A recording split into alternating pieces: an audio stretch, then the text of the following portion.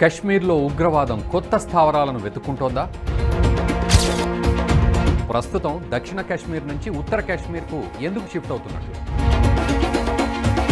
ఉగ్రవాదులకు ఇక్కడ ఉన్న అనుకూలతలేంటి?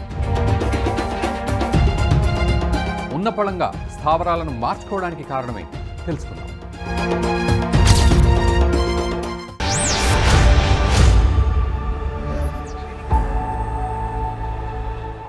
కొన్ని నెలలుగా జమ్మూ కాశ్మీర్లో జరుగుతున్న ఎన్కౌంటర్లను పరిశీలిస్తే ఎక్కువగా ఉత్తర కాశ్మీర్లోనే జరుగుతున్నాయి. అంటే పీర్ పంజాల్ పర్వత శ్రేణి వెంబడి ఉన్న అడవుల్లోనే ఈ దాడులు ఎక్కువగా జరుగుతున్నాయి.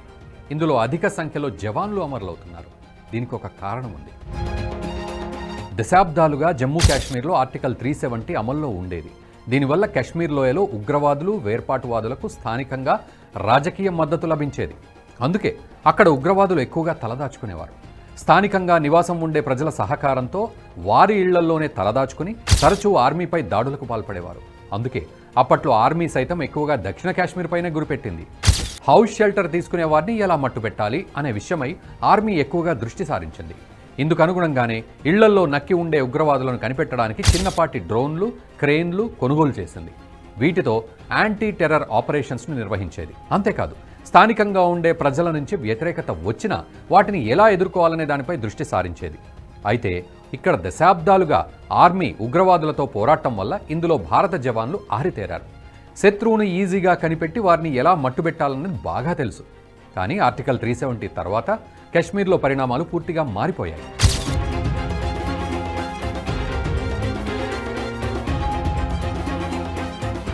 ఈ చట్టం రద్దు చేశాక అడ్మినిస్ట్రేటివ్ రీఆర్గనైజేషన్ చేపట్టింది భారత ప్రభుత్వం.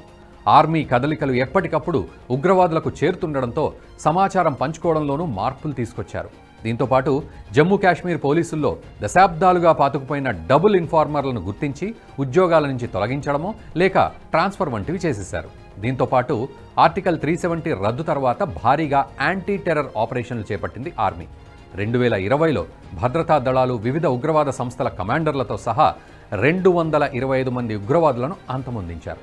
ఇంకా 299 మంది ఉగ్రవాదులు, వారి సహచరులను అరెస్ట్ చేశారు. 2021లో 20 మంది పాకిస్తానీ ఉగ్రవాదులతో సహా 184 మందిని మట్టుబెట్టారు.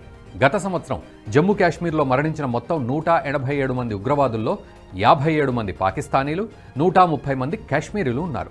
సెప్టెంబర్ 25, 2023 నాటికి భద్రతా దళాలు 53 మంది ఉగ్రవాదులను మట్టుబెట్టాయి. వీరిలో 11 మంది మాత్రమే స్థానికులు, మిగిలిన 42 మంది పాకిస్తానీలు. 2019 నుండి 22 మధ్య స్థానిక ఉగ్రవాదుల్లో 83% మరణించినట్లు ఆర్మీ తెలిపింది. ఇక ఉగ్రవాదులకు చెందిన ఆర్మీ డంపులను సైతం భారీగా నాశనం చేసింది. దీంతో స్లీపర్ సెల్స్ నెట్వర్క్ పూర్తిగా విచ్ఛిన్నమైంది. అదనంగా టెర్రర్ ఫండింగ్పై కేంద్రం నిఘా పెంచడం, లోయలో ముఖ్యంగా దక్షిణ కాశ్మీర్లో పనిచేస్తున్న ఉగ్రవాద గ్రూపులను ఉక్కిరిబిక్కిరి చేసింది. అంతేకాదు టెర్రర్ రిక్రూట్మెంట్లో కూడా తగ్గుదల చోటు చేసుకుంది. 2023 మొదటి 9 నెలల్లో కేవలం 25 మంది వ్యక్తులు మాత్రమే తీవ్రవాద గ్రూపుల్లో చేరినట్లు ఆర్మీ గుర్తించింది. అదే ఏడాది 8 మంది ఉగ్రవాదులు ఎన్కౌంటర్ సమయంలో లొంగిపోగా 50 మంది స్వచ్ఛందంగా ఉగ్రవాదాన్ని వదిలిపెట్టినట్లు తెలుస్తోంది. ఇంతగా ఉగ్రవాదంపై ఆర్మీ దృష్టి సారించడంతో ఉగ్రవాదులు ప్రస్తుతం ఉత్తర కాశ్మీర్ను తమ స్థావరంగా మార్చుకుంటున్నట్లు తెలుస్తోంది. ఈ ఏడాది హతమైన వారిలో 31 మందిని పాకిస్తాన్ సరిహద్దుల్లో ఉన్న పీర్ పంజాల్లో నియంత్రణ రేఖ వెంబడి మట్టుబెట్టారు. పీర్ పంజాల్లోని దట్టమైన అడవుల్లో పాకిస్తానీ ఉగ్రవాదుల ఉనికి విపరీతంగా పెరుగుతోందని ఈ గణాంకాలు సూచిస్తున్నాయి. అడవుల్లో ఉగ్రవాదులు గెరిల్లా వ్యూహాలు అనుసరిస్తున్నారు. భద్రతా బలగాలను లక్ష్యంగా చేసుకోవడం, ఆ తర్వాత అడవుల్లోకి వెళ్లిపోవడం జరుగుతోంది. పీర్ పంజాల్ అడవుల వల్ల ఉగ్రవాదులకు చాలా ఉపయోగాలున్నాయి. ఈ పర్వత శ్రేణులు దట్టమైన అటవీ భూభాగంతో కూడి ఉంటాయి. దాదాపు 2500 చదరపు కిలోమీటర్ల భూభాగం ఇది. విస్తారమైన భూభాగంతో పాటు దట్టమైన అటవీ ప్రాంతం కావడంతో ఉగ్రవాదులు నక్కి ఉండడానికి ఇది అనువైన ప్రదేశం. అంతేకాదు పీర్ పంజాల్ పర్వత శ్రేణికి అవతలి వైపు POJK బార్డర్ ఉంటుంది. దీంతో సరిహద్దు దాటడానికి కూడా అనువైన ప్రదేశం ఇదే. కొద్ది రోజుల క్రితం POJK నుంచి 3 ముష్కర్లు సరిహద్దు దాటడానికి ప్రయత్నించారు. ఆయుధాలు చేతిలో పట్టుకుని భారత్లోకి చొరబడేందుకు వస్తున్నారు. ఇదే సమయంలో పాకిస్తాన్ వైపు ఉన్న అడవిలో నిప్పంటించింది పాక్ ఆర్మీ. దీంతో భారత ఆర్మీ దృష్టి మరల్చేలా ప్రయత్నాలు చేసింది.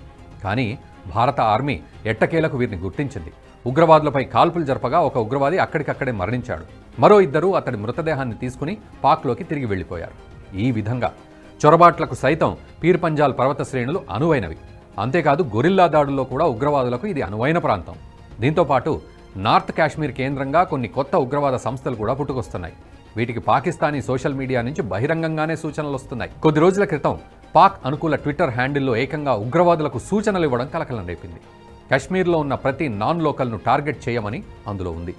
1990లో కశ్మీర్ నుంచి వెళ్లిపోయిన పండిట్లు ప్రస్తుతం తిరిగి రావడానికి ప్రయత్నిస్తున్నారని, వారిని ఓ కంట కనిపెట్టి ఉండమని కోరారు. దీంతో పాటు కశ్మీర్ వేర్పాటువాదానికి వ్యతిరేకంగా పనిచేసే ప్రతి ఒక్క అధికారిని టార్గెట్ చేయాలని కోరారు. జమ్మూ కాశ్మీర్ పోలీసులపై నిఘా మరింత పెంచాలన్నారు. పెట్రోల్ బాంబులు, రాళ్లు ఉపయోగించాలని కోరారు. దీంతో పాటు ఆ ప్రాంతంలో కొత్తగా కొన్ని టెర్రర్ అవుట్ఫిట్లు పుట్టుకొచ్చాయి. ఇప్పటి వరకు the resistance front, united liberation front Jammu and Kashmir, Mujahideen Ghazwatul Hind, Jammu and Kashmir freedom fighters, Kashmir టైగర్స్తో పాటు పీపుల్స్ యాంటీ ఫాసిస్ట్ ఫ్రంట్ వంటివి పుట్టుకొచ్చాయి. ప్రస్తుతం కొత్త టెక్నాలజీ రావడంతో పాకిస్తాన్ నుంచి ఉగ్రవాద సంస్థలు సూచనలు ఇవ్వడం తగ్గిపోయింది. ఎక్కడికక్కడ ట్రాకింగ్ చేయడం వల్ల ఉగ్రవాదులు పట్టుబడుతున్నారు. అందుకే కొత్త సంస్థలు పుట్టుకొస్తున్నాయి. అందులోనూ ఇవి పీర్ పంజాల్ అటవీ ప్రాంతాన్ని కేంద్రంగా చేసుకుని పనిచేస్తున్నాయి. ఇప్పటి వరకు భారత ఆర్మీ కశ్మీర్ లోయలో ఆపరేషన్లు చేయడంలో ఆరితేరింది. కొన్ని దశాబ్దాలుగా లోయలోనే ఉగ్రవాదం ఉన్నందువల్ల ఇళ్లల్లో నక్కి ఉన్న వారిని చంపడం ఎలా అనే విషయమై కసరత్తు చేసింది. దీనికి అనుగుణంగానే ఆర్మీ ఆయుధాలను సైతం కొనుగోలు చేసింది. ఇళ్లల్లో నక్కి ఉన్న వారి పొజిషన్ గుర్తించడానికి చిన్నపాటి డ్రోన్లు, బుల్లెట్ ప్రూఫ్ వాహనాలు కొనుగోలు చేసింది.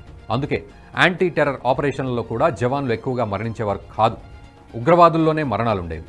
మన జవాన్లు పూర్తిగా ఆరితేరిన వారు కావడంతో నివాసాల్లో ఆపరేషన్లు ఎలా చేపట్టాలి అనే దానిపై పూర్తి అవగాహనతో ఉండేవారు. దీనివల్లే జవాన్ల మరణాలు తక్కువగా ఉండేవి. కానీ ఇప్పుడు ఉగ్రవాదులు తమకు అనుకూలమైన అటవీ ప్రాంతానికి వెళ్ళిపోయారు. సరిగ్గా నక్సలైట్ల మాదిరిగానే గొరిల్లా దాడులు మొదలుపెట్టారు. అడవుల్లో నక్కి ఉండి డబుల్ ఇన్ఫార్మర్లతో బూబీ ట్రాప్లు ప్రయోగిస్తున్నారు. సైనికులను హతమార్చడం చేస్తున్నారు. దీనివల్ల భారత జవాన్ల మరణాలు కూడా పెరుగుతున్నాయి. అయితే భారత ఆర్మీ ఈ ప్రమాదాన్ని ఇప్పటికే గుర్తించింది. దీంతో గొరిల్లా యుద్ధం చేసేందుకు ప్రణాళికలు రచిస్తోంది.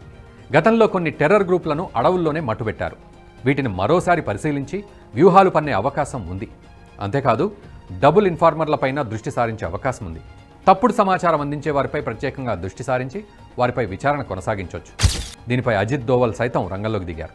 ఈ క్రమంలో కశ్మీర్లో అటవీ ప్రాంతానికి మారిన ఉగ్రవాదాన్ని ఆర్మీ ఎలా అంతమొందిస్తుందో తెలియాలంటే మరికొద్ది రోజులు ఆగాల్సిందే.